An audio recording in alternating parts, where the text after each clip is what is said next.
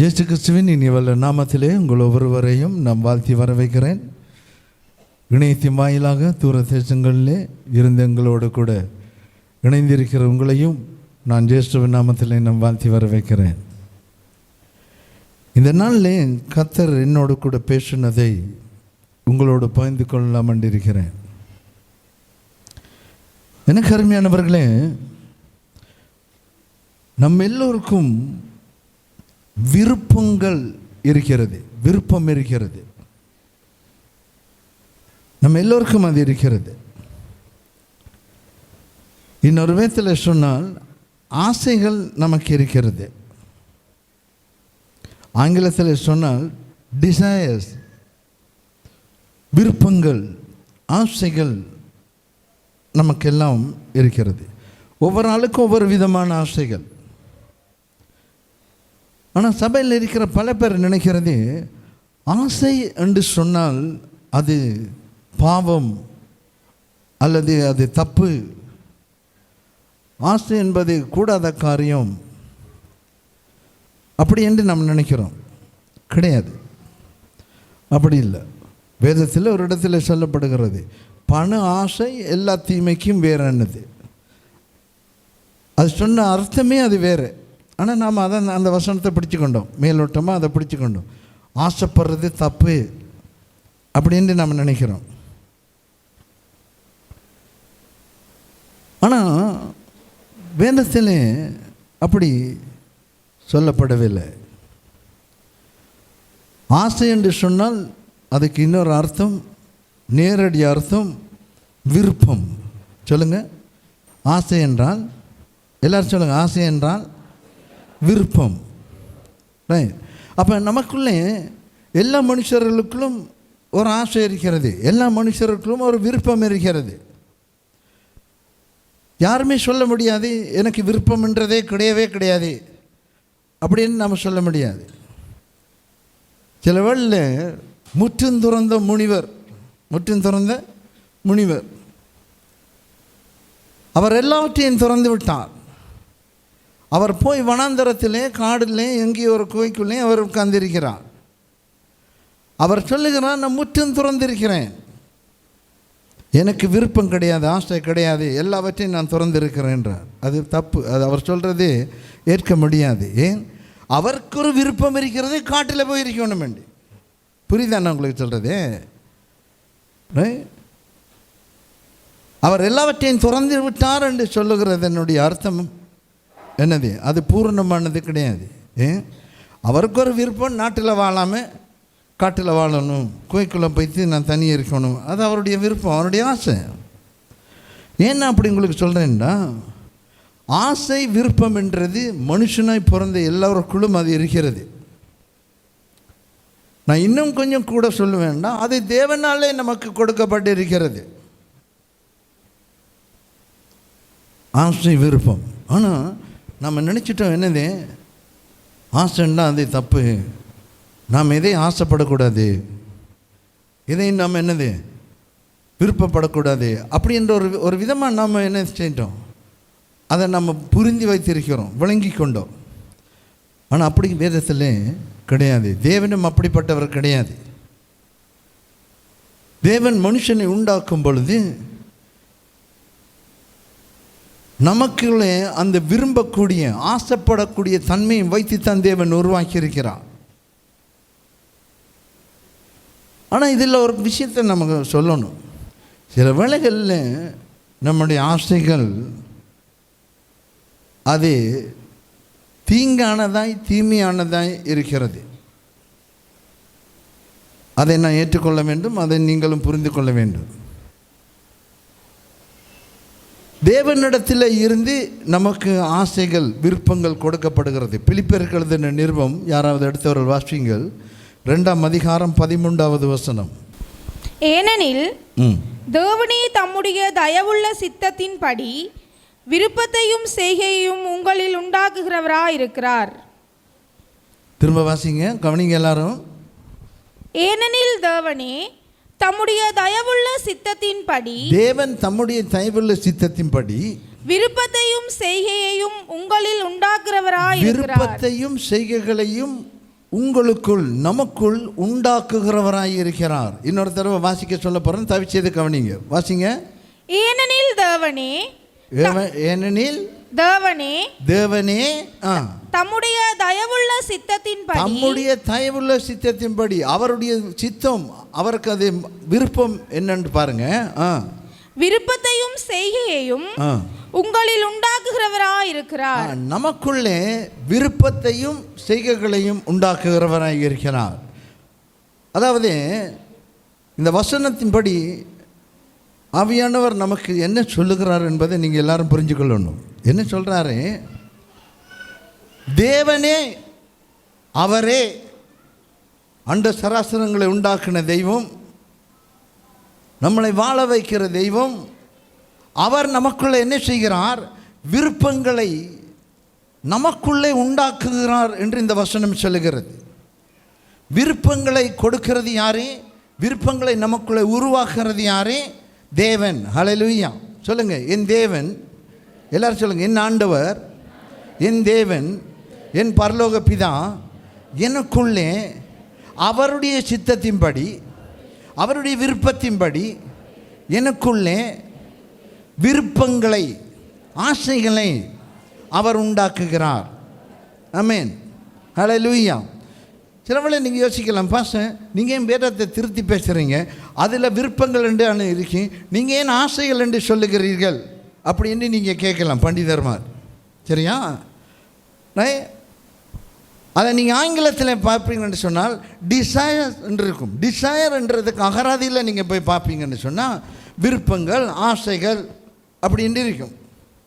அதனுடைய அர்த்தம் அப்படி தான். ஆனால் தமிழில் விருப்பங்கள் என்று இருக்கிறது, ஆங்கிலத்தில் டிசைர் என்றிருக்கிறது.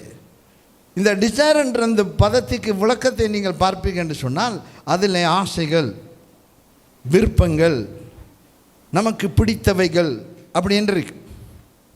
எனக்கு அருமையானவர்களே, இதை தேவன் நமக்குள்ளே உண்டாக்குகிறார். ஹல்லேலூயா. ஆனால் இதில் ஒரு சிக்கல் ஒன்று இருக்குது, இதில் ஒரு பிரச்சனை ஒன்று இருக்குது. என்னது? நமக்குள்ளே உருவாகிற விருப்பங்கள் அல்லது நமக்குள்ளே உருவாகிற ஆசைகள் இது தேவனாலே உண்டாகிறதா, தேவனுடைய சித்தத்தின்படி நமக்குள்ளே உண்டாகிறதா என்ற ஒரு கேள்வியை நம்ம கேட்கணும். நமக்குள்ளே உண்டாகிற ஆசைகள், நமக்குள் உண்டாகிற விருப்பங்கள், நமக்குள் உண்டாகிற விருப்பங்கள் அது எப்படிப்பட்ட விருப்பங்கள், அது எப்படிப்பட்ட ஆசைகள், இதை எப்படி நம்ம ஐடென்டிஃபை பண்ணுறது, இதை எப்படி நம்ம இனம் காண்றது, இதை எப்படி நாம் இது தேவனுடையது தான் என்று கண்டுபிடிக்கிறது, இது ஒரு கேள்வி இருக்கு இல்லையா? அதே வசனத்தை வாசித்து பார்த்தீங்கன்னு சொன்னால், வாசிங்க திரும்ப, பிலிப்பியர் 2:13. ஏனெனில் தேவனே தம்முடைய தயவுள்ள சித்தத்தின்படி விருப்பத்தையும் செய்கையையும் உங்களில் உண்டாக்குகிறவராய் இருக்கிறார். பாருங்க, தேவன் நமக்குள்ளே ஒரு விருப்பத்தை கொடுத்தால், கவனிக்கணும், தேவனாலே நமக்குள்ள ஒரு ஆசை, ஒரு விருப்பம் நமக்குள்ளே உண்டாகுமானால் அந்த விருப்பம் நமக்கு கைகூடி வரும்படிக்கு, அந்த விருப்பத்தை நாம் பெற்றுக்கொண்டு அனுபவிக்கும்படிக்கு அதை நாம் அடையும்படிக்கு அதற்குரிய செய்கைகளை, அதற்குரிய வழிமுறைகளை தேவன் நமக்கு கூடவே கொடுப்பார். ஹல்லேலூயா. இன்றைக்கி பாருங்க, சரியா, ஆண்டவர் இப்படி தான் நமக்கு அதை செய்கிறார். இன்றைக்கு உதாரணத்துக்கு சொல்லுவோமே, நான் ஒரு லேண்ட் ஒன்று வாங்க போகிறேன், ஒரு வளம் ஒன்று நான் வாங்க போகிறேன், அல்லது நான் ஒரு வீடு ஒன்று கட்ட போகிறேன், அல்லது நான் ஏதாவது ஒரு அடுத்த கட்டத்துக்கு என்னுடைய பிஸ்னஸ் நான் கொண்டு போகிறேன். இந்த வீடு வாங்கணும், அல்லது ஒரு வளம் வாங்கணும், அல்லது ஒரு நகை வாங்கணும், அல்லது நான் ஒரு வியாபாரத்தை நான் பெருக்கணும். இது ஒரு விருப்பம், இது ஒரு ஆசை. இந்த வீடு வாங்கிறது, நகை வாங்கிறது, கார் வாங்கிறது, அல்லது நம்ம ஒரு வளவு வாங்கிறது, சரியா, அல்லது சுகத்தை விரும்புகிறது. எனக்கு நான் ஆரோக்கியமாக இருக்கணும், நான் சுகமாக இருக்கணும், நான் எல்லாருக்கும் முன்னால் நான் என்னது, நான் கெட்டிங் பெட்டர்ன்றாங்க இல்லையா, சரியா, நான் எல்லாத்தையும் விட கொஞ்சம் நல்லா இருக்கணும் என்று விரும்புகிறது. இப்படிப்பட்ட விருப்பங்கள் எல்லாம் தேவனுடைய சித்தமாக இல்லையா? சொல்லுங்கள். தேவனுடைய சித்தம், தேவனுடைய சித்தம். தண்ணி அடிக்கணும், கொள்ளையடிக்கணும், நாசமாக போகிற அளவுக்கு என்ற வாழ்க்கையை நான் சிதைச்சு கொள்ளணும். இது தேவனுடைய சித்தம் கிடையாது. இது தேவனுடைய சித்தம் கிடையாது. தீங்கான விருப்பங்கள் இருப்பதற்கு வாய்ப்பு இருக்கிறது. ஏன்? வேதத்தில் ஆதியாகமத்திலே அதை நம்ம பார்க்கலாம் இல்லையா? தேவன் எந்த வழிமுறையில் செயல்படுகிறாரோ அதனுடைய குளோங்கொப்பி தான் பிசாசினுடைய வழிமுறைகள். இதை நீங்கள் புரிஞ்சுக்கொள்ளணும். அப்போ தேவனுடைய சித்தத்துக்கு உட்பட்ட விஷயங்கள் என்று சொல்லும் பொழுது அதில் நன்மையானவைகள் எல்லாம் இருக்கிறது. அது எல்லாத்தையும் தேவன் நமக்கு கொடுக்கும் பொழுது, இந்தா உனக்கு ஒரு வீட்டை விரும்பு, இந்தா நீ ஒரு சுகத்தை விரும்பு, நீ ஒரு நல்ல வாழ்க்கையை விரும்பு, நீ வியாபாரத்தில் அடுத்த கட்டத்துக்கு போகிறத நீ விரும்பு, நீ கடன் இல்லாமல் வாழ்கிறத விரும்பு, இப்படி விருப்பத்தை மட்டும் கொடுக்கறது கிடையாது. அவர் விருப்பத்தை கொடுத்துட்டு நீ என்னவாவது பண்ணி தொலை, நீ என்னவாவது பண்ணி அந்த இலக்கை அடைஞ்சிரு, நீ என்னவாவது பண்ணி நீ என்ன விதத்திலேயாவது கொள்ளடிச்சோ வட்டிக்கு வாங்கியோ என்னவோ எல்லாம் பண்ணி நீயே என்னது அந்த காரியத்தை எடுத்துக்கோ, நான் உனக்கு விருப்பத்தை மட்டும்தான். அப்படி தேவன் செய்கிறது கிடையாது. இந்த வசனம் அப்படி சொல்லவில்லை. இந்த வார்த்தை சொல்லுகிறது, அவர் தம்முடைய சித்தத்தின்படி விருப்பத்தையும் செய்கைகளையும் நமக்குள்ளே உண்டாக்குகிறவராக இருக்கிறார். ஹல்லேலூயா. பிரியமானவர்களே, நமக்கு ஒரு பிளான் வருதா, நமக்கு ஒரு திட்டம் வருதா, நமக்கு ஒரு காரியம் இருக்கிறதா? இன்றைக்கு விருப்பங்கள் பார்த்திங்கன்னு சொன்னால் பல பேருக்கு பல தேவைகளின் அடிப்படையிலே பல விருப்பங்கள் இருக்கிறது. நமக்கு ஒரு தேவை இருக்கிறது, பண தேவை இருக்கிறது, அல்லது சரீரத்தில் வெளியில் சொல்ல முடியாத வியாதி அல்லது ஏதோ ஒரு வியாதி நமக்குள்ளே இருக்கிறது. அது நிமித்தம் நமக்கு ஒரு சுகம் தேவை, நமக்கு பணம் பொருள் நமக்கு தேவை, பணம் பொருள் நமக்கு தேவை. இந்த தேவைகளின் அடிப்படையிலே நமக்கு விருப்பம். சில பேர் கல்யாணம் முடிச்சுட்டாங்க, அவர்கள் புது தம்பதிகள், ஆனால் அவர்களுக்கு குழந்தை பாக்கியம் கிடையாது. பாருங்கள், 5 வருஷம் 10 வருஷம் 15 வருஷம் 20 வருஷம் பிள்ளைகளே இல்லாமல் இருக்கிற கப்பலை நான் பார்த்துருக்கிறேன். பல பேர் என்னிடத்தில் ஜெபம் பண்ண வந்திருக்காங்க. அவங்களுக்கு ஒரு தேவை, அவங்களுக்கு ஒரு தேவையின் அடிப்படையிலே விருப்பங்கள் அல்லது ஆசைகள் பல பேருக்குள் இருக்கிறது. உங்களை பார்த்தா எனக்கெல்லாம் ஒன்றுமே தேவையில்லை, எனக்கு எல்லாமே இருக்கின்ற மாதிரி தான் இருக்கீங்க. ஆனால் எனக்கு அப்படி இல்லைப்பா, எனக்கு பல தேவைகள் இருக்கிறது, பலவிதமான தேவைகள் எனக்கு இருக்கிறது.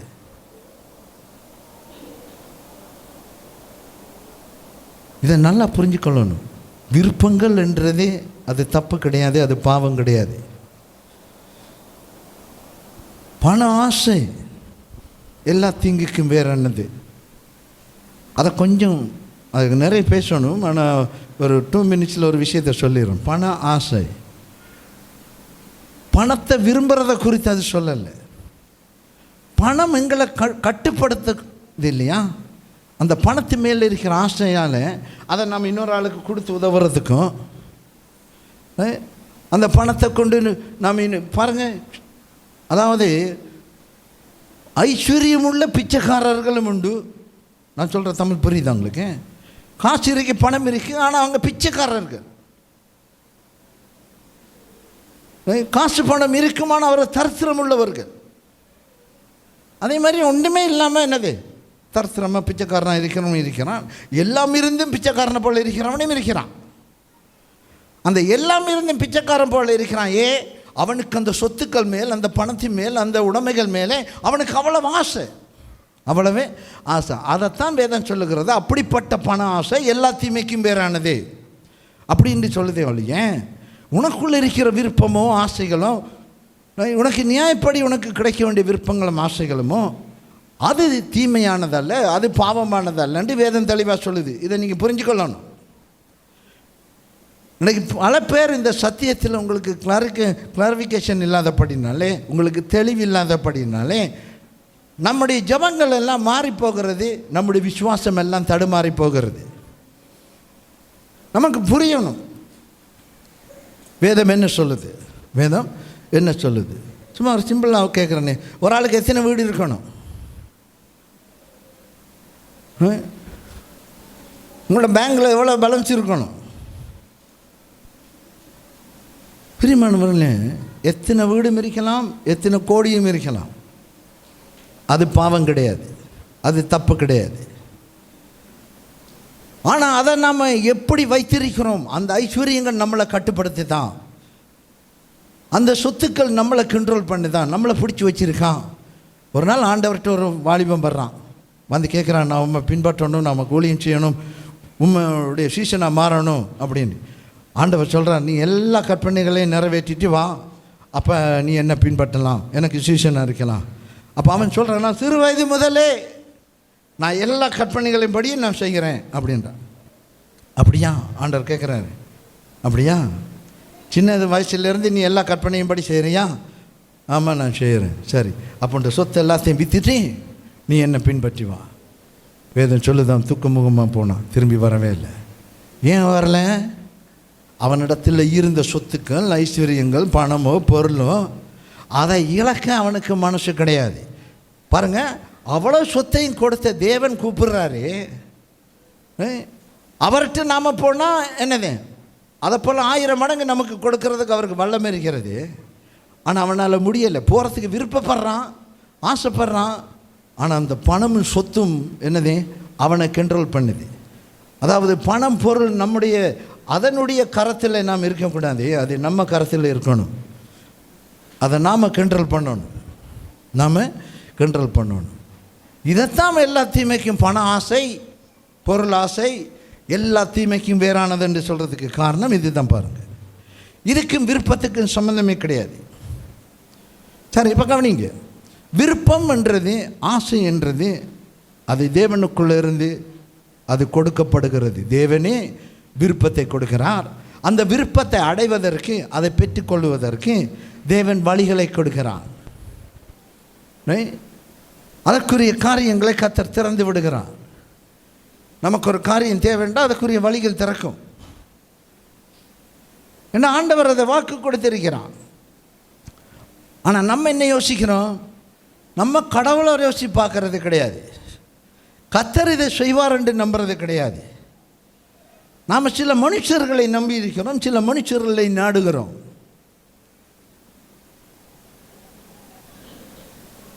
மனிதர்களிடத்திலே நாம் டிபெண்ட் பண்ண பார்க்குறோம், அதாவது சார்ந்திருக்க பார்க்குறோம்.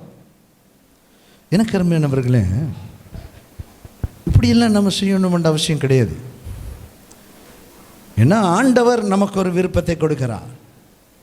எனக்கு அதை பிடிச்சிருக்கு பாருங்க. அதாவது என்னுடைய விருப்பம், my desire is a God will. என்னுடைய விருப்பம் தேவனுடைய சித்தம். எல்லாரும் சொல்லுங்க, என்னுடைய விருப்பம். எல்லாரும் சொல்லணும், என்னுடைய விருப்பம், என்னுடைய விருப்பம், என்னுடைய ஆசை, அது தேவனுடைய சித்தம். ஹல்லேலூயா. கரங்களை தட்டி கர்த்தரை மகிமைப்படுத்துங்க பார்க்கலாம். ஹல்லேலூயா. பிரைஸ் பிரைஸ் எல்லாரும் வச்சாமா. ஹல்லேலூயா. நீ நானும் நன்றாக இருக்கணும் என்றது தேவனுடைய திருவுள்ள சித்தம். பாருங்க, நான் நீ நல்லா இருக்கணும், நான் நீயும் நல்லா இருக்கணும். இன்றைக்கி சில பேருடைய வாழ்க்கையை பார்த்தீங்கன்னா, சரி, சில குடும்பங்களை பாருங்கள், அவங்களுக்கு அறிவு தெரிஞ்ச காலத்தில் இருந்தே தரித்திரம் தரித்திரம் தரித்திரம் தரித்திரம், சரியா? ஆனால் ஆக்களை பார்த்தா நல்ல பொஸ்ட்டாக இருப்பாங்க, நல்ல பொஸ்ட்டாக இருப்பாங்க. சிலவெல்லாம் பார்த்தா நல்ல வீடு, வாசல், கார், பங்களா, இப்படியெல்லாம் இருக்கும் பாருங்கள். ஆனால் ஒரு நேரம் சோறு நிம்மதியாக சாப்பிட மாட்டான். அவனுக்கு நிம்மதியே கிடையாது, சந்தோஷம் கிடையாது, சமாதானம் கிடையாது. அவன் வாழ்கிற அந்த வாழ்க்கையும் எப்படி என்று சொன்னால், இங்கே இருக்கிற 2 வாங்கி இதுக்குள்ளே போட்டு, அதை சமாளிக்கிறதுக்கு அங்கால இருக்கிற 2 வாங்கி இதுக்குள்ளே போட்டு, இப்படியே நாளாந்தம் அவனுடைய மண்டைக்குள்ளே என்னது, பிரச்சனைக்கு மேலே பிரச்சனை, பிரச்சனைக்கு மேலே பிரச்சனை, மற்றவனிடத்தில் இங்கே மாறுறது, அங்கே மாறுறது, இப்படி மாறுறது, இப்படி பல பேருடைய வாழ்க்கை இருக்கிறது. வியாதி யோசிச்சு பாருங்கள், வியாதி எப்படி இருக்குன்னு. அந்த வியாதிக்காக அங்கே ஒரு வியாதி வராமல் இல்லை, சரியா? வேதத்தில் 2 விஷயம் இருக்குன்னு அடிக்கடி சொல்கிறது. தெய்வீக சுகம் என்றிருக்கிறது, ஆரோக்கியம் என்றிருக்கிறது. ஆரோக்கியமும் தெய்வீக சுகமும் பார்த்தா நமக்கு ஒன்று மாதிரி தான் கிடையாது, வித்தியாசமானது. ஆரோக்கியம் என்றால் நோயே இல்லாமல் வாழ்கிறது, நோயே இல்லாமல் நம்ம வாழ்கிறது, சரி? அது தேவனுடைய ஒரிஜினல் பிளான், அதுதான் நோயே இல்லாமல் வாழ்கிறது. ஆனால் அவர்கிட்ட ஒரு பி பிளான், ஒரு ஆல்டர்னேட்டிவ் பிளான் இருக்கிறது. இந்த பொல்லாத இந்த உலகத்தில் சில வேளை நமக்கு வியாதி வந்து திண்டால், அல்லது ஏதாவது ஒரு கொள்ளை நோயோ ஒரு தொற்று நோயோ ஏதோ ஒரு வியாதி நமக்குள்ளே வந்து திண்டா, அதுக்கும் ஆண்டவர் ஒரு பரிகாரம் வைத்திருங்க. அதுதான் தெய்வீக சுகம், டிவைன் ஹீலிங். தெய்வீக சுகம் என்றது ஆண்டவர் வச்சிருக்கார். அந்த தெய்வீக சுகம் தான் என்னது? சுகம் அளிக்குமாறாக என்ன செய்கிறோம்? எண்ணெய்களை வச்சு ஜபிக்கிறோம், கைகளை வச்சு ஜபிக்கிறோம். நாமளே கர்த்தர் இடத்தில் அவருடைய தழும்புகளுக்குள்ளே நம்மளை ஒப்பு கொடுத்து நாம் சுகத்தை பெற்றுக்கொள்கிறோம். இது வியாதி வந்ததுக்கு பிற்பாடு ஆண்டவர் வைத்திருக்கிற வழிமுறைகள். அது மாதிரி தான் நம்முடைய வாழ்க்கையில் எல்லாமே எல்லாத்துக்கும் ஆல்டர்னேட்டிவ் பிளான், அதாவது இதுக்கு பிரதியீடான சில வழிமுறைகளை தேவன் நமக்கு வைத்திருக்கிறார். ஹல்லேலூயா. எனக்கு அருமையானவர்களே, இதை நீங்கள் புரிஞ்சுக்கொள்ளணும். விருப்பங்கள் யாரிடத்துலேருந்து வருகிறது சொல்லுங்கள்? யாரிடத்துலேருந்து வருகிறது? அது தேவனிடத்திலிருந்து வருகிறது. ஹல்லேலூயா. இதில் நீங்கள் மிச்சம் கவனமாக இருக்கணும். இதில் உங்களோட நம்பிக்கை, உங்களோட விசுவாசம், உங்களுடைய ஃபோக்கஸ் அதிலே இருக்கணும். கர்த்தரிடத்தில் இருந்து எனக்கு வருகிறது. எந்த நன்மையும் ஜோதிகளின் பிதாவினிடத்திலிருந்தே இறங்கி வருகிறது என்று வேதம் சொல்லுகிறது. ஹல்லேலூயா. ஏனென்றா ஆண்டவர் தான் நமக்கு விருப்பத்தை கொடுக்கிறார், அதற்குரிய செய்கைகளை நமக்கு கொடுக்கிறார். ஹல்லேலூயா. ஆமாம், என்ன கருமையானவர்களே, நான் இன்னும் கொஞ்சம் சொல்லட்டுமா? நாம் விரும்பணும். பாருங்கள், நாம் விரும்பணும். சில பேர் விருப்பம் எப்படி இருக்கு தெரியுமா? ஏதோ அண்டண்டைக்கு குடிக்கிறதுக்கு கஞ்சி, அண்டண்டைக்கு என்னது ஒதுங்கிறதுக்கு ஒரு சின்ன வீடு, ஒன்று உடம்பில் ஒன்று கொடியில் 2 பேர் உடுப்பு, 2 ஜோடி உடுப்பு இருந்தால் கடவுளேண்டு நான் நிம்மதியாக இருந்துருவேன்ட்டு சில பேர் நினைக்கிறீங்க. வாழ்நாள் முழுக்க அப்படி தான் இருப்பீங்க.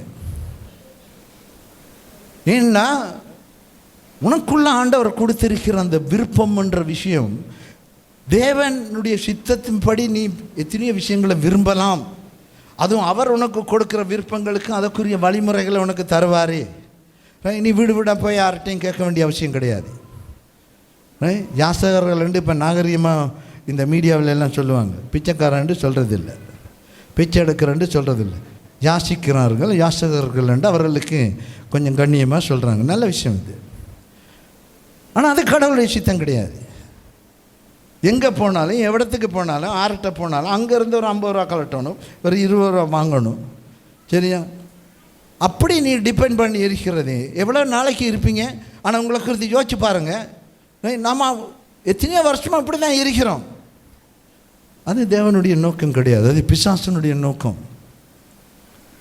அது சாத்தானுடைய வலைக்குள்ளே நீ இருக்கிறாய், பிசாசனுடைய கிண்டலுக்குள் இருக்கிறாய். தரித்திரத்தை ஒரு நாளும் யாரும் அப்ரிசியேட் பண்ண வேண்டாம். தரித்திரத்தையும் குறைவுகளையும் என்னது, இது தேவனிடத்தில் கர்த்தர் தான் எனக்கு கொடுத்த சிலுவைங்க, நான் இப்படித்தான் இருக்கணும் தேவன் தலையில் எழுத்து, தேவன் இப்படித்தான் எனக்கு எந்த விதியை அப்படித்தான் தேவன் வச்சிருக்கிறான், நான் இப்படித்தான் கஷ்டப்பட்டு வாழணும் கிடையவே கிடையாது. ஹல்லேலூயா. என்று அவர் என்னது வேதம் என்ன சொல்லுகிறது? அவர் சிலுவையிலே நாம் ஐஸ்வர்யவானம் படிக்க அவர் சிலுவையில் என்னவானார்? தரித்திரரானார் என்று இருக்கிறது. ஹல்லேலூயா. கரங்களை தேடி கர்த்தரை மயப்படுது. நம்முடைய தரித்திரம், நீ தரித்திரமாக இருக்கிறது, நீ ஏதாவது ஒரு குறைவோடு இருக்கிறது, அது கடவுளுடைய சித்தம் கிடையாது என்று அவர் சிலுவையில் அதை சுமந்து தீர்த்திருக்கிறார். ஆனால் நம்ம அதெல்லாம் யோசிக்கிறது கிடையாது. இதெல்லாம் ஏற்கனவே எல்லாம் ஃபினிஷிங் பாயிண்டில் இருக்குன்னு நாம் நினைக்கிறது கிடையாது. நீங்கள் சொல்லுவீங்க, பாஸ்டர் இப்படி பிரசங்கம் பண்ணுறது உங்களுக்கு லேசி, ஏண்டா உங்கள்கிட்ட காசு கிடக்கு. ஏய், நான் திரும்ப நான் 25க்கு வழி இல்லாமல் இருந்தேன். இந்த கிராமத்தில் நான் ஊழியத்துக்கு வரும்பொழுது என் பேர்ஸில் இருந்தது 10 ரூபா. ஆனால் அன்றைய கர்த்தர் என்ன கொண்டு எத்தனை பேரை வாழ வைக்கிறார். ஹல்லேலூயா. இதை நான் பெருமையாக சொல்ல, நான் பெரிய ஆள் என்று சொல்லலை. கர்த்தரை நான் நம்பினேன், கர்த்தரை விசுவாசித்தேன். அவர் எனக்கு அந்தந்த நேரம் பேசுகிற விஷயங்களை நான் என்னதே நான் ஃபாலோ பண்ணி கொண்டே போனேன். சரியா? கர்த்தரை நான் ஆசீர்வதிக்கிறார். இன்றைக்கு நான் தைரியமாக சொல்ல முடியும், எனக்கு கடன் கிடையாது. எனக்கு என்னது கடன் கிடையாது. கடன் என்ற நேரத்திலையும் இன்னொரு விஷயத்தை நான் சொல்லணும், ஏற்கனவே பிரசங்கம் பண்ணியிருக்கேன். கடன்ண்டா என்னது? கடன்ண்டா என்னது? சில வெள்ள ஒருத்தட்ட போய் எனக்கு ஒரு 10 ரூபா தாங்க, எனக்கு ஒரு 5000 ரூபா தாங்க, எனக்கு ஒரு 10,000 ரூபா தாங்க. அல்லது 1 லட்சம் எனக்கு தாங்க, அது இல்லை கடன். அப்படி கேட்கறது கடன் கிடையாது. கடனாளி என்று சொல்கிறவன் யார் தெரியுமா? வாங்கின கடனை திருப்பி செலுத்த முடியாமல் ஓடி ஒளிஞ்சு கொண்டு அல்லது கடன்காரன் வந்து கழுத்தை பிடிச்சிட்டே, உனக்கு எத்தனை தண்டை பொறுக்கின்ற கடனை தாடா, என்ற காசை கொடுறான், அப்படி கேட்கறது, அந்த நிலைமை தான் கடனாளி. ஹல்லேலூயா. என்ற வேதம் ரெண்டையும் என்னது, ரெண்டையும் ஆதரிக்கிறது. கடன் கொடுக்கறதே ஆதரிக்கிறது, கடன் வாங்க வேண்டாம் என்று வாணித்தரமாக அது சொல்லலை. நீ அநேக ஜாதிகளுக்கு கடன் கொடுப்பாய், நீயோ கடன் வாங்காது இருப்பாண்டு. அது என்ன, நாம் வாங்கக்கூடாது, மற்றவனுக்கு கொடுக்கலாமா? அதனுடைய அர்த்தம் புரியணும்.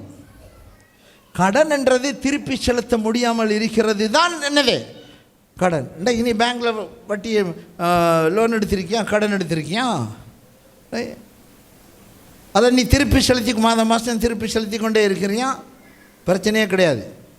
ஆனால் இன்றைக்கு நீ செலுத்த முடியாமல் 1 மாதம் 2 மாதம் போண்டி வந்து வாகனத்தை தூக்கிட்டு போகிறான், காரை தூக்கிட்டு போகிறான், வீட்டு வாசலில் வந்து தின்னுண்டு என்னது கண்ட பொருளெல்லாம் கொண்டு போக சொல்கிறான், கண்ட மாதிரி திட்டுறான், கேவலமாக திட்டுறான்.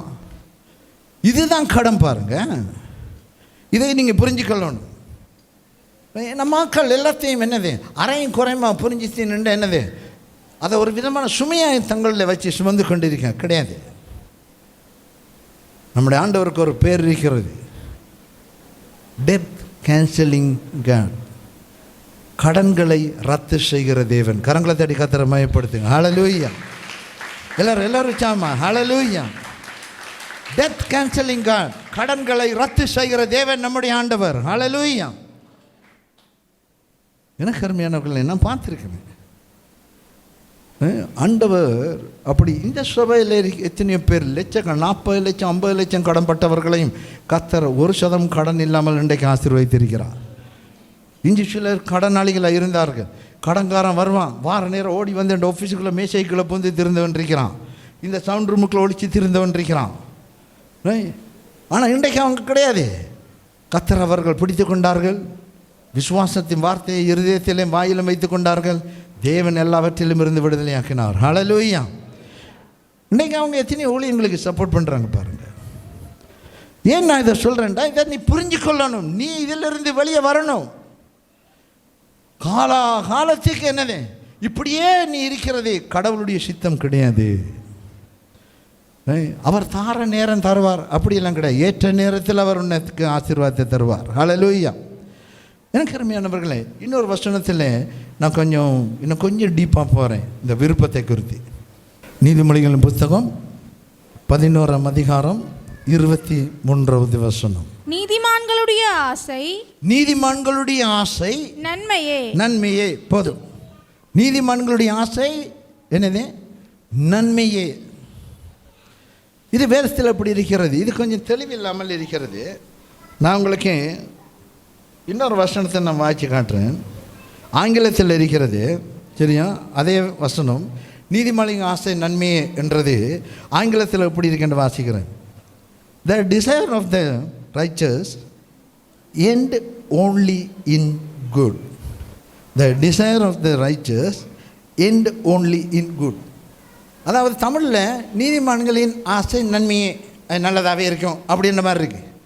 ஆனால் ஆங்கிலத்தில் அந்த சொல்லினுடைய அர்த்தம் எப்படி இருக்கிறதுண்டா, நீதிமான்களுடைய விருப்பம் ஆசைகள் நன்மையாகவே முடியும் அப்படின்னு இருக்கிறது. கரங்களை தட்டி கர்த்தரமயப்படுத்து. ஹல்லேலூயா. அதாவது நீதிமான்களுடைய ஆசைகள் அது நன்மையாக தான் இருக்கும், அப்படி இல்லை, நன்மையாகவே அது முடியும். அதனுடைய எண்டு வந்து எப்படி இருக்கும்? கண்டிப்பாக அது நல்லதாகவே முடியும், நல்லதாகவே இருக்கும் என்றது தான் அந்த வசனம். ஆனால் தமிழில் எப்படி இருக்கு? நீதிமான்களுடைய ஆசைகள் நன்மையே, நீதிமான்களுடைய விருப்பங்கள் அது நல்லதாக தான் இருக்கும். அப்படி கிடையாது. நீதிமான்களுடைய விருப்பங்கள், நீதிமான்களுடைய ஆசைகள் நன்மையாகவே முடியும். அது தடைப்படாது, அது தடுக்காது, அது இடராது, அது தாமதிக்காது, அது நமக்கு இல்லாமல் போகாது. சில வேளை நல்லதாக வரும், சில வேளை தப்பு, அப்படி கிடையாது. அது நல்லதாகவே முடியும் அப்படின்னு சொல்லுது வேதம். கரங்களை தட்டி கர்த்தரமயப்படுத்துங்க. ஹல்லேலூயா. எனக்கு அருமையானவர்களே, இதை நீங்கள் புரிஞ்சு கொள்ளணும். நீதிமான்களுடைய விருப்பங்கள், நீதிமான்களுடைய ஆசைகள். அப்படின்னா யாருடைய விருப்பங்கள் நன்மையாக முடியும்? நீதிமான்கள். நானும் நீங்களும் யாராக இருக்கிறோம்? நானும் நீ மனுஷரெல்லாம் இருக்கிறோம். அது எல்லாருக்கும் தெரிஞ்ச விஷயந்தான். ஆனால் யாராக இருக்கிறோம்? கிறிஸ்துவுக்குள் நாம் எல்லாரும் பிள்ளைகளாக இருக்கிறோம், நீதியாக இருக்கிறோம். வாசிங்க 2 கொரிந்தியர் 5ஆம் அதிகாரம் 21வது வசனம். நாம் அவருக்குள் தேவனுடைய நீதியாகும் படிக்கு, நாம் அவருக்குள் தேவனுடைய நீதி ஆகும் படிக்கு பாவமறியாத அவரை நமக்காக பாவமாக்கினார். பாவமறியாத அவரை நமக்காக பாவமாக்கினார். நாம் அவருக்குள் தேவனுடைய நீதியாகும்படி, கிறிஸ்து இயேசுவுக்குள் தேவனுடைய பரலோக தேவனுக்கு என்ன நீதி இருக்கிறதோ அதே நீதியை நாம் பெற்றுக்கொள்ளும்படிக்கு இயேசு கிறிஸ்துவ பரலோக தேவன் என்ன செய்தார்? பாவமாக்கினார். நம்முடைய பாவங்களை அவருக்கு மேலே தூக்கி வச்சுட்டு அவருடைய நீதியை நமக்கு மேலே வச்சாராம். ஹல்லேலூயா! எவ்வளோ ஒரு பெரிய விஷயம் பாருங்கள். இன்றைக்கு நமக்கு மேலே, உங்களுக்கு மேலே பரலோக பிதா பார்க்குற நேரம், பரிசுத்த தேவன் பார்க்குற நேரம், ரட்சிக்கப்பட்டவர்களை எப்படி பார்க்குறாரு தெரியுமா? கிறிஸ்துவுக்குள்ளே, இயேசு கிறிஸ்துவுக்குள்ளே தான் நம்மளை பார்க்குறார். அதனால தான் இயேசு சொன்னார், என்னே அல்லாமல் ஒருவனும் பிதாவினிடத்தில் வரான். என்னை இல்லாமல் ஒருவனும் பிதாவினிடத்தில் வரான். கிறிஸ்து இல்லாமல் தேவனுக்கு முன்னால் நிற்கிறதுக்கு நமக்கு எந்த தகுதியும் கிடையாது. எந்த தகுதியும் கிடையாது. இதை நீங்கள் நல்லா புரிஞ்சுக்கொள்ளணும். யார் யாரெல்லாம் நம்ம கிறிஸ்து இயேசுவை நாம் விசுவாசிக்கிறோமோ அவங்க எல்லாருக்கும் அவருடைய தேவ நீதி நமக்கு மேலே வருகிறது. அவருடைய தேவ நீதி நமக்கு மேலே வருகிறது. 1 கொரிந்தியர் 1ஆம் அதிகாரத்தில் கடைசி வசனத்தை நீங்கள் வாசிப்பீங்கன்னா, அவரே நமக்கு மீட்பும் பரிசுத்தமும் நீதியுமானார் என்று இருக்கிறது. அவரே நமக்கு எல்லாமே இருக்கிறார். அவரை விசுவாசிக்கும் பொழுது நாம் அவருடைய பிள்ளைகளாக மாறுகிறோம், நீதிமான்களாக மாறுகிறோம். கரங்களை தேடி கர்த்தரை மையப்படுத்துங்க பார்க்கலாம். ஹல்லேலூயா! அப்போ நாம் நீதிமான்களாக இருக்கணும். சரியா? நீதிமான்களாக இருந்து அதுக்குரிய கனி கொடுக்கணும். நாம் நீதிமான்களாக இருந்தால் நமக்குன்ற ஒரு அட்டிடியூட், நமக்குன்ற ஒரு ஒரு ஒரு தன்மை, நமக்குன்ற ஒரு குணாதிசயம், நமக்குன்ற ஒரு செயல்பாடு இருக்கணும். நம்ம நீதிமானாக இருந்துட்டு துன்மார்க்கம் மாதிரி நாம் இருக்க முடியாது இல்லையா? நம்ம நீதிமானாக இருக்கிறோம்னா அதுக்குரிய அட்டிடியூட் நமக்கு எல்லாம் இருக்கணும். நம்ம அப்படிப்பட்ட குணாதிசயங்களை வெளிப்படுத்த வேண்டியவர்களாக இருக்கிறோம். இதுக்கு கீழே நாம் வருஷக்கணக்காக பேசலாம் பாருங்கள். இப்படி நாம் இருக்கணும், இந்தந்த குணத்தில் இருக்கணும் அப்படின்னு நாம் பேசலாம். ஆனால் ஆவியானவர் எனக்கு சொன்ன ஒரு விஷயத்தை நான் உங்களுக்கு சொல்கிறேன். டைமை பார்த்து முடிஞ்சால் 2 விஷயத்தை உங்களுக்கு சொல்கிறேன். ஒரு விஷயம் என்னென்னா, நாம் நீதிமான்களாக இருக்கிறோம். எல்லோரும் சொல்லுங்கள், நான் கிறிஸ்துவுக்குள் நீதிமானாக இருக்கிறேன். எல்லோரும் சொல்லுங்கள், நான் கிறிஸ்துவுக்குள் நான் நீதிமானாக இருக்கிறேன். என்னுடைய விருப்பங்கள் நன்மையாகவே முடியும் இயேசு நாமத்தில். ஆமென். அப்போ பாருங்கள், நாம் நீதிமான்களாக இருக்கிறோம். இந்த நீதிமான்களாக இருக்கிறோம் என்று சொல்லும் பொழுது நமக்கண்டு சில செயல்பாடுகள், சில குணாதிசயங்கள் நமக்கு இருக்கணும் பாருங்கள். இதில் மிக முக்கியமான ஒரு விஷயம் என்னென்னா, ஒரு சம்பவம் ஞாபகம் வருது எனக்கு, அதை உங்களுக்கு சொல்லிடுறேன். இந்த நீதிமான்கள், கிறிஸ்துவுக்குள் நீதிமான்களாக இருக்கிறவர்கள், இல்லை தாவீது ராஜா இருக்கான் பாருங்கள். ஒரு நாள் தாவீது ராஜா அரண்மனையில் அவன் ஒரு நல்ல பெட்டில் படுக்கிறான், நல்ல கட்டிலில் சௌகரியமாக படுக்கிற நேரம் திடீரென்று அவனுக்கு ஒரு யோசனை வருது பாருங்கள். அடே, நாம் இப்படி ஒரு அரண்மனையில் தூங்குகிறோம், நம்முடைய ஆண்டவர் கூடாரத்துக்குள்ளே உடன்படிக்கப்பட்டு, நம்ம ஆண்டவர் அந்த நாளில் ஒரு கூடாரத்துக்குள்ளே தான் அந்த உடன்படிக்கப்பட்டி வச்சாங்க. அதில் தான் அந்த பிரச்சனை இருந்துச்சு. ஆண்டவர் ஒரு கூடாரத்துக்குள்ளே இருக்கிறாரே, நான் ஒரு பெரிய அரண்மனையில் இருக்கிறேனே, நான் தேவனுக்கு ஒரு ஆலயத்தை கட்டணும் அப்படின்றான். தேவனுக்கு ஒரு ஆலயத்தை கட்டணும்ன்றான்.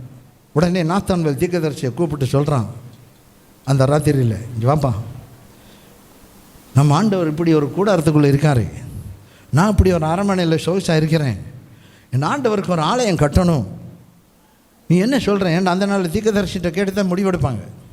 தீர்க்கதரிசி சொல்லலாம், நான் திரும்ப வந்து உன்னோட்டுக்கு பதில் சொல்கிறேன் அப்படின்ட்டு அவன் போயிட்டு திரும்ப வாரான். இருந்த வந்தோடனே தாவிதி கேட்குறான், என்ன ஜெபம் பண்ணியா, ஆண்டவர் பேசினாரா? அப்போ அவன் சொல்கிறான், ஆமாம் ஆண்டவர் பேசினார்.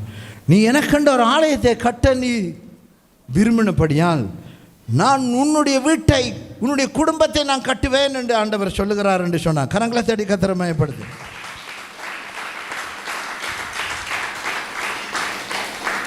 எனக்கு அருமையானவர்களே, நீ கர்த்தருடைய சபையை, கர்த்தருடைய ஊழியத்தை நீ கட்டும் பொழுது, அதில் நீ ஈடுபாடாய் இருக்கும் பொழுது விளங்கிச்சா, ஆண்டவர் என்ன சொல்கிறார்? நான் உன்னுடைய வீட்டை கட்டுவேன், உன்னுடைய குடும்பத்தை நான் கட்டுவேன், உன்னுடைய பிள்ளைகளை நான் கட்டுவேன், உன்னுடைய மனைவி, உன்னுடைய வீட்டில் ஐஸ்வர்யம் இருக்கும், உன்னுடைய வீட்டில் சந்தோஷம் சமாதானம் இருக்கும் என்று பாருங்கள். நீதிமான் என்று சொல்கிறவன் எப்படி இருப்பான்டா, அவனுடைய கவனம், அவனுடைய எண்ணம், அவனுடைய சிந்தனை, அவனுடைய ஆர்வம் எல்லாம் சபையின் மேலே, தேவனுடைய ராஜ்யத்தின் பெருக்கத்தின் பணியின் மேலே அது இருக்கும். ஹல்லேலூயா. அது நமக்கு வழி இல்லையே பாசன், சேர்ச்சுக்கு காணிக்க கொடுக்குறதே பெரும்பாடாக இருக்கு. ஏன் உனக்கு அந்த தருத்திரம்? நீ கத்துற பிள்ளையாக இருந்ததே, இன்றைக்கும் இப்படி இருக்கிற? தேவனுடைய பிரமாணங்களை நீ நிறைவேற்றுகிறது கிடையாது. இன்றைக்கு சில பேருடைய வாசல்கள் இறுக்கமாய் அடைப்பட்டு இருக்கிறதுக்கு இது ஒரு காரணம். நீ உன்னுடைய புத்தியும்படி, என்னட்ட ஒருத்தர் சொன்னார் பாருங்க, பாஸ்டர் ரவி, நான் உங்களுக்கு ஒன்று சொல்கிறேன், நீங்கள் கோவிக்கக்கூடாது. என்னண்டு, நீங்கள் எத்தனை பேருக்கு கணக்கு பார்க்காம என்னென்னலாம் செய்கிறீங்க, எவ்வளோலாம் செய்கிறீங்க, ஆனால் யாருமே உங்களுக்கு நன்றி இல்லையே, யாருமே உங்களை பெருசாக யோசிக்கிறதே இல்லையே. உங்களால் ஆசீர்வதிக்கப்பட்டவன், உங்களுக்கு கூட ரட்சிப்புக்குள் வழி நடத்தப்பட்டவன், உங்களுக்கு கூட ஊழியத்துக்கு வந்தவன், உங்களுக்கு கூட அவர் நிறைய சொல்கிறாரு. எனக்கு அவர் என்ன அக்கறை சொல்கிறாரு. ஆனால் ஒருத்தனை நன்றி இல்லையே. இன்றைக்கு நீ அப்படித்தானே செய்கிற, இன்றைக்கு நீ மற்றவனுக்கு நன்மை செய்கிறவனா தானே இருக்கிறேன், திரும்ப திரும்ப அந்த பிள்ளையை நீ செய்கிறது கூடாதே அப்படின்றார். எனக்கு அருமையானவர்களே, நான் சிரிக்கத்தான் எனக்கு முடிஞ்சுது. ஏன் தெரியுமா? நான் கர்த்தருக்காக அந்த காரியத்தை செய்கிறேன். ஹல்லேலூயா. எனக்கு தெரியும், இரக்கம் செய்கிறவனுக்கு இரக்கம் பாராட்டப்படும். ஹல்லேலூயா. ஆண்டவர் சொல்லியிருக்கிறார், நீங்கள் எந்த வேலைக்காவது நீங்கள் உடுப்பு இல்லாதவனுக்கு உடுப்பு கொடுக்குறீங்களா, சாப்பாடு கொடுக்குறீங்களா, தண்ணி கொடுக்குறீங்களா, அதை எனக்கே செஞ்சீர்கள். எனக்கு இது தெரியும் பாருங்கள். நான் இல்லாதவனுக்கோ மற்றவனுக்கோ ஊழியத்துக்கோ நான் எதையாவது செய்யும்போது நான் கர்த்தரை பார்த்து செய்கிறேன். ஆனால் சில பேர் எப்படி தெரியுமா செய்கிறீங்க? சில பேர், நான் பேசக்குள்ள தெளிவாக பேசுகிறேன்னு நினைக்கிறேன். சில பேர் நீங்கள் எப்படி யோசிப்பீங்க தெரியுமா? இது சரியான இடத்துக்கு போகுதா, இது சரியான இடத்துக்கு வருதா, இங்கே தான் நம்ம கொடுக்கணுமா, இல்லை கண்டிப்பாக நம்ம கொடுக்கணுமா, அல்லது நம்ம இன்றைக்கு தான் கொடுக்கணுமா, அல்லது இன்னொரு சந்தர்ப்பத்தில் கொடுக்க, இப்படி சில பேர் கூட்டி கழிக்கிறீங்க. உங்களுடைய பணத்தினாலோ உங்களுடைய ஈகையினாலோ தேவனுடைய ராஜ்யம் என்னது? தேவன் பிச்சை எடுத்து வாழணுமென்ற அவசியம் கிடையாது. ஏன்னா இதை சொல்கிறேன்னா, நீதிமான் என்று சொல்கிறோம் பாருங்கள். தாவீது ராஜா நல்லா தான் இருக்கான் பாருங்கள். ஆனால் அவனுக்கு ஆண்டவர் மேலே, அந்த சபை மேலே அவனுக்கு ஒரு கேர் இருந்துச்சு. ஆண்டவருக்கு தாங்க முடியல. ஆண்டவர் வந்து சொல்கிறாரு, நான் உன்னை வீட்டை கட்டுவேன். தாவீதுடைய சந்ததியில் இன்றைக்கும் இயேசு கிறிஸ்து இருக்கிறார், உயிரோடு இருக்கிறார். எத்தனை பேர் விசுவாசிக்கிறீங்க? இயேசு உயிரோடு இருக்கிறார். ஹல்லேலூயா. ஆனால் ஆண்டவர் அன்றைக்கு சொன்னார் பாருங்க, நான் உன்னுடைய வீட்டை கட்டுவேன். தாவீதின் குமாரன் என்று தான் நம்ம ஆண்டவருக்கே பெயர். ஹல்லேலூயா. ஆண்டவர் இன்றைக்கு வரைக்கும் அந்த வாக்குக்கு உண்மையாக இருக்கிறான். ஏன்? அவன் ஆலயம் கட்டணும்னு நினைச்சான். அதே மாதிரி ஜோசபாத் ராஜான்ற ஒருத்தன் இருந்தான் பாருங்க. அவனு ஒரு நல்ல ராஜா. திடீரென்று அப்போ 4 ராஜாக்கள் அவனுக்கு எதிராக படையெடுத்து வராங்க. பெரிய யுத்தம் வந்துச்சு. ஆண்டவர் சொல்கிறான், நீ நின்று கொண்டு சும்மா நின்றுட்டு பாரு, நான் யுத்தத்தை ஜெயிக்கிறேன். முன்னுக்கு கொஞ்சம் பேர் பாட்டுக்கு மியூசிக் குரூப் பண்ண அனுப்பிடுறேன், முன்னுக்கு மிச்சத்தை நான் பார்க்குறேன்ட்டார். ஆனால் ஜோசபாத் ராஜாவுக்கு ஆண்டவர் அந்த பெரிய யுத்தத்தில் சிம்பிளாக அந்த யுத்தத்தில் வெற்றி கொடுத்த எப்படி தெரியுமா? அவன் ஆண்டவருடைய ஆலயத்தை, பாழாய் கிடந்த தேவனுடைய ஆலயங்களை அவன் எல்லாத்தையும் திருத்தி கட்டினான். அதே மாதிரி எசேக்கியா ராஜா, ஜூதாவின் ராஜாக்களில் 4 ராஜாக்கள் பேர் போனாக்கள். அந்த எசேக்கியா ராஜா, அவனுக்கு ஒரு விதமான கேன்சர் மாதிரி ஒரு வருத்தம் பாருங்க. கேன்சர் மாதிரி அவன் சுவர் பக்கம் திரும்பி அழுறான். தீக்காரசி வந்து சொல்லிட்டான், உன்னோட கடைசி காலத்துக்கு ஒரு பெட்டிக்கிட்டியெல்லாம் எடுத்து ஆயத்தப்படுத்தி ரெடியாகிரு, உன்னோட கதை முடிஞ்சா அப்படின்ட்டு. அவன் சொல்லி இந்த படியால் இறங்கிட்டு போகிற நேரம் அவங்க சுவரில் பார்த்து திரும்பி ஆண்டவர்கிட்ட ஜெபம் பண்ண, ஆண்டவரே என்ன ஆண்டவர்கிட்ட கூப்பிட்டு ஜெபி கேட்கல. அந்த தீக்கரசி ஸ்டெப்பால் இறங்கி முற்றம் தாண்டுகையில் ஆண்டவர் திரும்ப பேசுகிறார், அதே தீர்க்கதரிசிட்ட போய் சொல்லு, 15 வருஷம் உனக்கு எக்ஸ்சேஞ்ச் பண்ணுறேன், கரங்களை தேடி கர்த்தரை மகிமைப்படுத்து. ஹல்லேலூயா.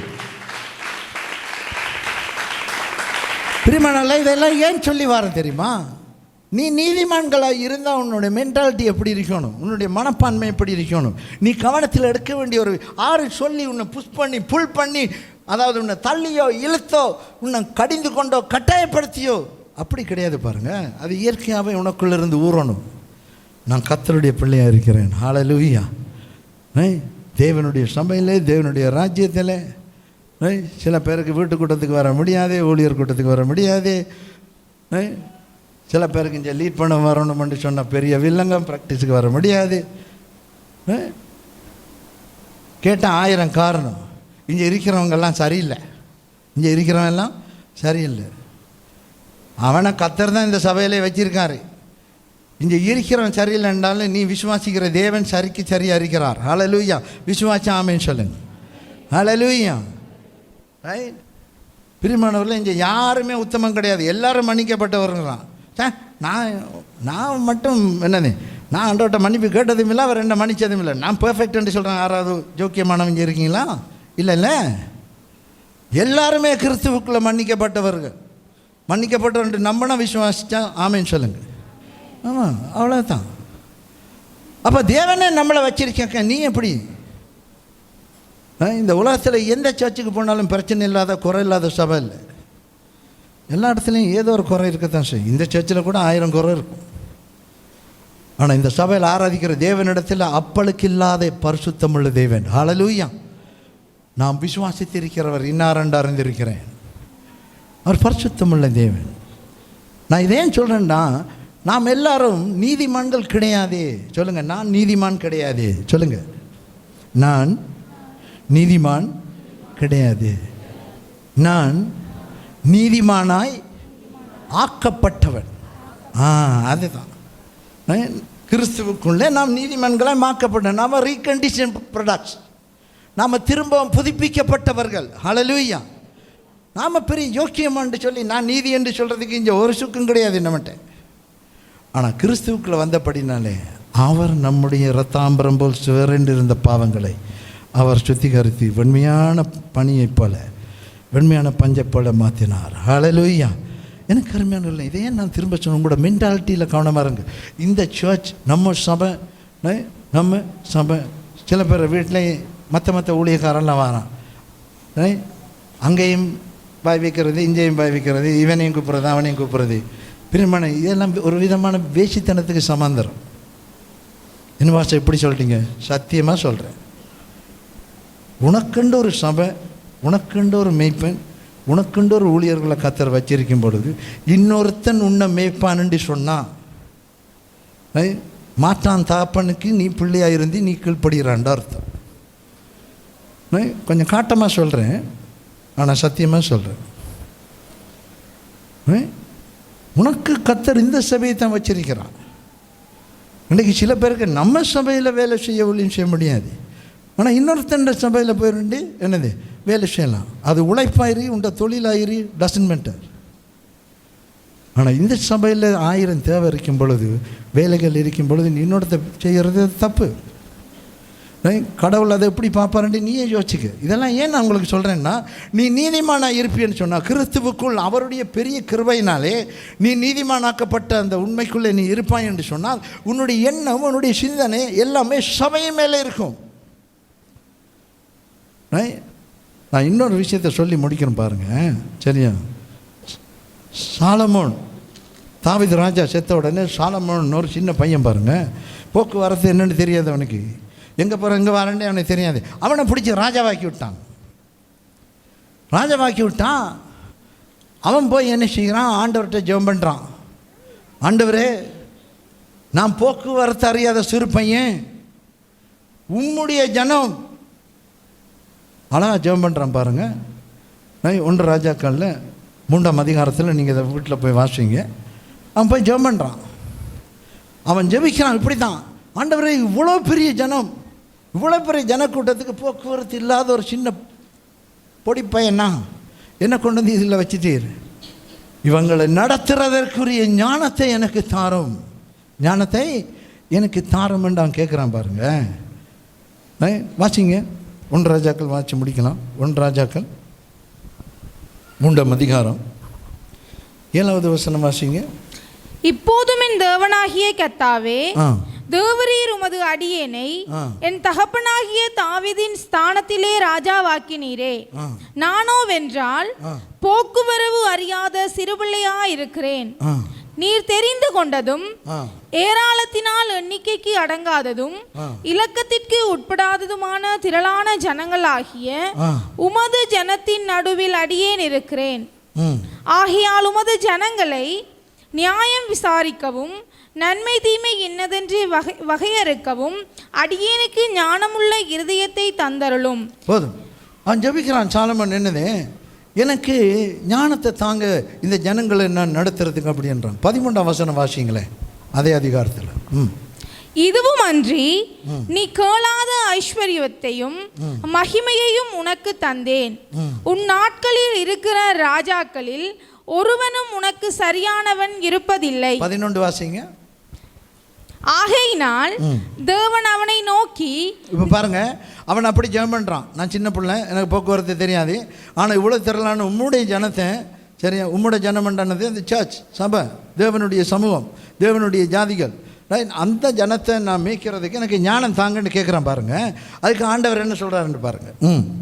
வாசிங்க 11. நீ உனக்கு நீடித்த நாட்களை கேளாமலும், நீ நீடித்த நாட்களை கேளாமலும். நம்ம எல்லாருக்கும் நீடித்த நாட்கள் வாழணும்னு ஆசை இருக்கா இல்லையா?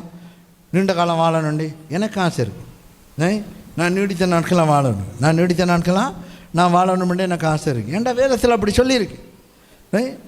நீடித்த நாட்களை நீ திருப்தியாய் வாழுவாய் ஆண்டவர் சொல்லியிருக்கார். அந்த நீடித்த நாட்களை நான் வாங்கிக்கிறேன். ஆனால் ஆண்டவர் என்ன சொல்கிற சாலமோன்ட்ட, நீ நீடித்த நாட்களாக வாழ்கிறதுக்கு நீ என்னட்ட கேட்கல. ஐஸ்வர்யத்தை கேளாமலும், நீ ஐஸ்வர்யம் பணம் பொருள் உண்டை நீ என்னட்ட கேட்கல. உன் சத்துருக்களின் பிராணனை கேளாமலும், அவனுக்கு விரோதமாக இருக்கிறவன் உயிரை கேட்காம அவனை கொன்றொன்று வாண்டவரேன், அவனை கையை காலை வாங்கி அவனை தொலைச்சிட்டு கட்டிடு அப்படி என்று சத்துருக்களுக்காக நீ கேட்காம, நீ இந்த காரியத்தையே கேட்டு, நீ இந்த காரியத்தையே கேட்டு, இந்த காரியம் என்னது? ஜனங்களை மேய்க்கிறது ஞானத்தை, இந்த காரியத்தை நீ கேட்டு நியாயம் விசாரிக்கிறதற்கு ஏற்ற ஞானத்தை உனக்கு வேண்டிக் கொண்டபடியினால், நல்லா கவனிங்க, வேண்டிக் கொண்ட பண்ணி இதை உண்டை நீடித்த நாட்களை கேட்கல, சத்துனோட பிராணத்தை கேட்கல, நீ ஐஸ்வர்யத்தை கேட்கல, எதுவுமே நீ கேட்கல, எல்லாத்தையும் கேட்க இந்த ஜனங்களை மேய்க்கிறதுக்குரிய ஞானத்தை மட்டும் நீ கேட்டபடினாலே இப்போ ஆண்டவர் என்ன சொல்றான்னு பாருங்க. உன் வார்த்தைகளின்படி செய்தேன், உன் வார்த்தையின்படி செஞ்சேன்டா நான் உனக்கு ஞானத்தை உனக்கு கொடுக்குறேன் என்று சொல்லித்தேன். ஞானமும் உணர்வுள்ள இருதயத்தை உனக்கு தந்தேன். இதிலே உனக்கு சரியானவன் உனக்கு முன் இருந்ததும் இல்லை, உனக்கு சரியானவன் உனக்கு பின் எழும்புவதும் இல்லை. நல்ல கவனிங்க. இதுவும் அன்றி நீ கேளாத ஐஸ்வர்யத்தையும். போதும் சொல்லுங்க எல்லாரும். நான், எல்லாரும் சொல்லணும், நான் நான் கேளாத ஐஸ்வர்யத்தை தேவன் தருவார். அதாவது நீ கேட்காத ஐஸ்வர்யத்தை தேவன் தருவாரா? அதான் போயிட்டு எனக்கு மனசில் இன்றைக்கு அதான் பட்டது. இன்றைக்கு ஆவியான எனக்கு பேசுகிறேன், நீ கேளாத ஐஸ்வர்யம். திரும்ப அந்த வசனத்தை வாசிமா. இதுவும் அன்றி நீ கேளாத ஐஸ்வர்யத்தையும், இதுவும் அன்றி நீ கேளாத ஐஸ்வர்யத்தையும் மகிமையையும் உனக்கு தந்தேன், உனக்கு தந்தேன். நீ கேளாத ஐஸ்வர்யத்தையும் அதற்குரிய மகிமை. நீங்கள் இதில் யாராவது எனக்கு காட்சி வேண்டுமென்று கேட்டிருப்பீங்கல்ல, அது வேண்டுமென்று கேட்டிருப்பீங்கல்ல. ஆனால் இந்த இடத்துல ஆண்டவர் ஒரு வாக்கு தத்தத்தை சாலமோனுக்கு கொடுக்குறாருண்டா, நீ கேட்காத ஐஸ்வர்யம் எல்லாத்தையும், நீ கேட்காத எல்லாம் இருக்கும், உனக்கு என்னெல்லாம் உனக்கு தேவைன்னு நீ கேட்காம இருக்கும், அதெல்லாத்தையும் நீ கேட்காமலே நான் தரேன்ன்றாரு. ஏன் அவர் இப்படி செய்கிறாரு? அவன் தேவனுடைய ஜனத்தை மேய்க்கிறதுக்கு ஞானத்தை கேட்டான். ஆண்டவர் சொல்கிறான், நீ கேளாத ஐஸ்வர்யத்தை நான் உனக்கு தருவேன். நீதிமான் என்று சொல்கிறேன் யாரே? சர்ச் சபையின் மேலே, சபையின் ஊழியங்கள் மேலே, சபை மக்கள் மேலே. சில பேரை கண்ணுக்குள்ளே எப்பயுமே செதில் தான் இருக்கிறது, குறைகள் குற்றங்கள் இப்படி தான் இருக்கிறது. இப்போயும் நடந்த சம்பவங்கள்லாம் இப்பயும் சபைக்குள்ள இருக்கிற மாதிரி ஒரு மூடம், அப்படிப்பட்ட ஒரு சிந்தனைகள், அப்படிப்பட்ட ஒரு காரியங்கள். பிரியமானவர்களே, I am very sorry for that. இப்படிப்பட்டவர்களுக்காக நான் மனவேதனைப்படுகிறேன். நீ சபை மேலே யாரெல்லாம், அதே நேரம் இந்த சபையில் சில பேர் என்னது நம்ம கேட்காமலே இந்த ஆலய கட்டடங்களுக்கு உதவி செய்கிறார்கள், கேட்காமலே இந்த சபையில் இத்தனை காரியங்களை என்னது அவர்கள் ஆயிரக்கணக்கில் பணம் போட்டு நேரம் போட்டு செலவு பண்ணி இப்படி செய்கிறவங்களாம் இந்த சபையில் இருக்காங்க பாருங்கள். இந்த சபையில் இருக்கிற ஊழியர்களுக்கு காணிக்க கொடுக்குறவர்கள் இருக்காங்க. அதே நேரம் இந்த சபையில் ஊழியர்கள் காலை வாடுறவங்களும் இருக்காங்க. எனக்கு அருமையானவர்களே, நீ யாராக இருந்தாலும் சரி, நீ எப்படிப்பட்ட ஆளாக இருந்தாலும் சரி, நீ நல்லா இருக்கணுமா? நீ கேட்காத காரியம் எல்லாம் உனக்கு கர்த்தர் கொடுக்கணுமா? நீ கேளாத ஐஸ்வர்யங்கள் எல்லாத்தையும் தேவன் உனக்கு தர வேண்டும் சொல்கிறாரா? நீ சபை மேலே நீ உண்மையான நீதிமானாக இருந்தால், நீ கிறிஸ்துவுக்குள்ளே நீதிமான ஆக்கப்பட்ட ஒரு மனுஷனாக இருந்தால், நீ மன்னிக்கப்பட்டவனாக இருந்தால், கிறிஸ்துவுக்குள்ளே நீ பிள்ளையாக இருந்தால், நீ நீதிமானாக இருப்பாண்டால் உன்னுடைய மென்டாலிட்டி இப்படி தான் இருக்கும். இந்த ஊழியம் கர்த்தருடைய ஊழியம், கர்த்தருடைய ஊழியம் இப்படி இருக்கணும். இன்றைக்கி எத்தனையோ சபைகள் இருக்கிறது பாருங்கள். கான்ஃபரன்ஸ் வைக்கிறாங்க, சபையில் மக்களை வார்த்தையில் கட்டணும் பண்ணி கான்ஃபரன்ஸ் வைக்கிறாங்க. 3 நாள் மாநாடு, ஒரு ஆளுக்கு 1000 ரூபா டிக்கெட். இந்த சபையில் நான் ஒரு நல்ல ஊழியக்காரனை கொண்டு வந்து வச்சு 3 நாளைக்கு உங்களுக்கு வார்த்தையில் கற்றுக் கொடுக்கறதுக்கு 1000 ரூபா தாங்கன்னா நீங்கள் விதைப்பீங்களா? 1000 ரூபா கொடுத்து நீ அந்த மாநாட்டை கலந்து கொள்ளுவியான்றேன். 3 மாதத்துக்கு ஒருக்கா இப்படி ஒரு கான்ஃபரன்ஸ், 3 மாதத்துக்கு ஒருக்கா 1 டே செமினார். இனி இல்லைன்ற அபிஷேகம் இல்லை, ஊழியர்களை கொண்டு வந்து சத்தியத்தில் கட்டுவதற்கு. நாங்கள் கால் பண்ண நீ வருவியா?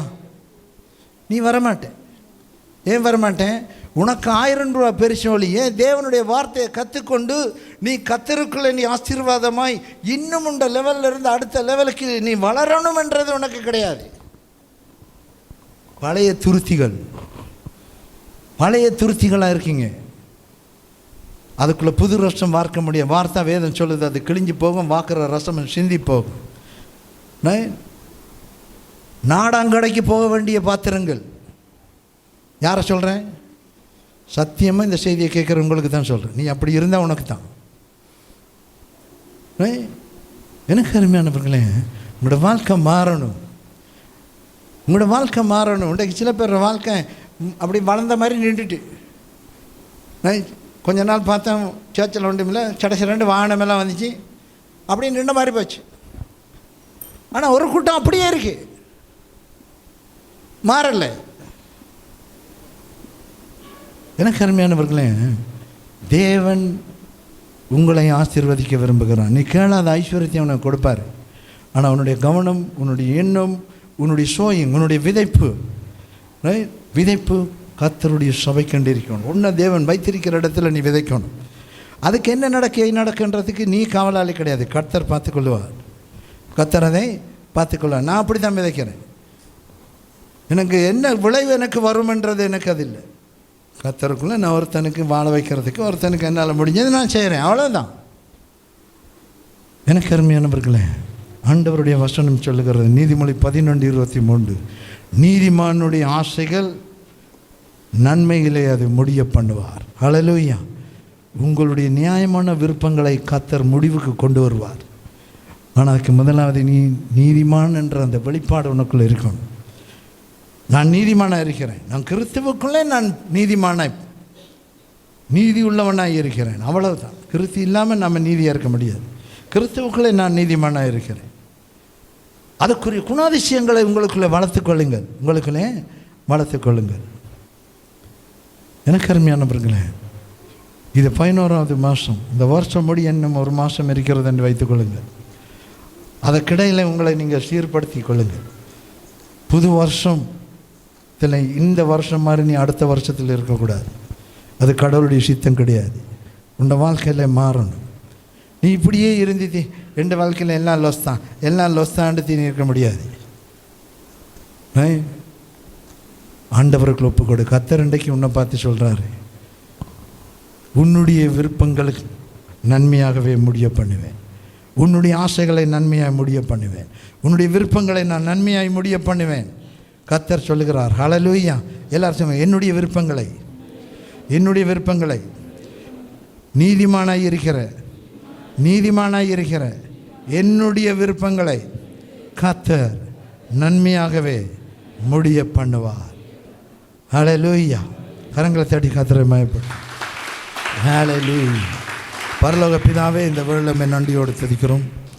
ஆண்டவரே, நீர் தாமே உம்முடைய பிள்ளைகளாக இருக்கிற எங்களை உமக்குள் கிறிஸ்து இயேசுவுக்குள் நாங்கள் நீதிமான்களாக இருக்கிறோம். எங்களுடைய வாழ்க்கையில் ஆண்டவரே, நீர் தாமே சகல விருப்பங்களையும் நன்மையாய் முடிய பண்ணுகிறபடியால் உமக்கு ஸ்தோத்திரம். ஆண்டவரே, நாங்கள் நீர் கொடுத்த சபைக்கு விசுவாசமாக இருக்கு. ஆண்டவரே, நீ வைத்திருக்கிற சபையும் பெருக்கங்களுக்கு உம்முடைய ராஜ்யத்தை கண்டு நாங்கள் விதைக்க, செயல்பட, கவனம் வைக்க, பங்களிப்பு செய்ய இயேசுவின் நாமத்திலே நாங்கள் ஒப்பு கொடுக்கிற பிள்ளைகளை கர்த்தர் கிருபையை ஆசீர்வதிப்பீராக. நீரை ஆட்கொள்ளும் வழி நடத்தும்.